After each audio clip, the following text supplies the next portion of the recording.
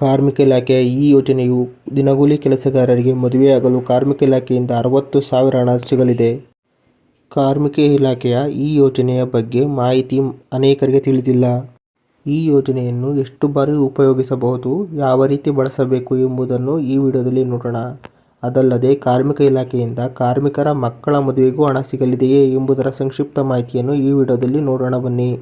ನೀವು ಇನ್ನು ನಮ್ಮ ಚಾನಲ್ಗೆ ಹೊಸಬರಾಗಿದ್ದರೆ ಸಬ್ಸ್ಕ್ರೈಬ್ ಮಾಡಿ, ವಿಡಿಯೋ ಇಷ್ಟ ಆದಲ್ಲಿ ಲೈಕ್ ಮಾಡಿ.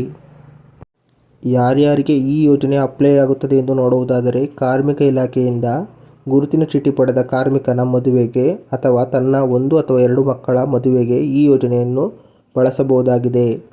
ಅಂದರೆ ಒಬ್ಬ ವ್ಯಕ್ತಿಗೆ 2 ಬಾರಿ ಈ ಯೋಜನೆಯನ್ನು ಬಳಸಬಹುದಾಗಿದೆ. ಹಾಗಾದರೆ ಈ ಯೋಜನೆಗೆ ಬೇಕಾದ ಅಗತ್ಯ ಮಾಹಿತಿಗಳನ್ನು ನೋಡೋಣ ಬನ್ನಿ. ಕಾರ್ಮಿಕ ಇಲಾಖೆಯ ಈ ಯೋಜನೆಯನ್ನು ಪಡೆದುಕೊಳ್ಳಲು ನೀವು ಮೊದಲು ಕಾರ್ಮಿಕ ಕಾರ್ಡನ್ನು ಹೊಂದಿರಬೇಕು. ಕಾರ್ಮಿಕ ಕಾರ್ಡ್ ಎಂದರೆ ಲೇಬರ್ ಕಾರ್ಡ್. ಇದನ್ನು ನೀವು ಹೊಂದಿರಲೇಬೇಕು.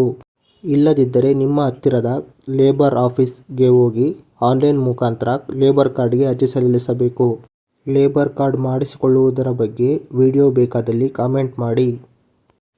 ಇನ್ನು ವಿಷಯಕ್ಕೆ ಬರುವುದಾದರೆ, ಕಾರ್ಡ್ ಮಾಡಿಸಿ 1 ವರ್ಷ ಅವಧಿ ಆಗಿರಲೇಬೇಕು.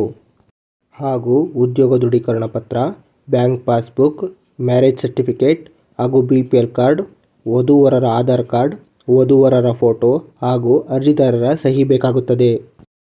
ಈ ಎಲ್ಲ ದಾಖಲೆಗಳನ್ನು ಹೊಂದಿದ್ದರೆ ಸಾಕು, ನೀವು ಈ ಯೋಜನೆಗೆ ಅರ್ಹರಾಗುತ್ತೀರಾ. ಆದರೆ ಮದುವೆಯಾದ 1 ವರ್ಷದ ಒಳಗಾಗಿ ಈ ಅರ್ಜಿಯನ್ನು ಸಲ್ಲಿಸಬೇಕಾಗುತ್ತದೆ. ಅರ್ಜಿ ಸಲ್ಲಿಸುವ ವಿಧಾನವನ್ನು ನೋಡುವುದಾದರೆ, ಈ ಎಲ್ಲ ದಾಖಲೆಗಳನ್ನು ತೆಗೆದುಕೊಂಡು ಲೇಬರ್ ಆಫೀಸ್ಗೆ ಹೋಗಿ ನೀಡಿದರೆ ಅವರು ಆನ್ಲೈನ್ನಲ್ಲಿ ಅರ್ಜಿ ಸಲ್ಲಿಸುತ್ತಾರೆ. ಇನ್ನೂ ಹೆಚ್ಚಿನ ಮಾಹಿತಿಗಾಗಿ ಲೇಬರ್ ಆಫೀಸ್ನ ದೂರವಾಣಿ ಸಂಖ್ಯೆಯನ್ನು ಈ ವಿಡಿಯೋದ ಡಿಸ್ಕ್ರಿಪ್ಷನ್ನಲ್ಲಿ ನೀಡಿರುತ್ತೇನೆ.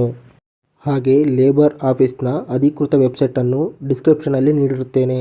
ಮಾಹಿತಿ ಇಷ್ಟ ಆದರೆ ವಿಡಿಯೋಗೊಂದು ಲೈಕ್ ನೀಡಿ, ನಿಮ್ಮ ಸ್ನೇಹಿತರೊಂದಿಗೆ ಶೇರ್ ಮಾಡಿ.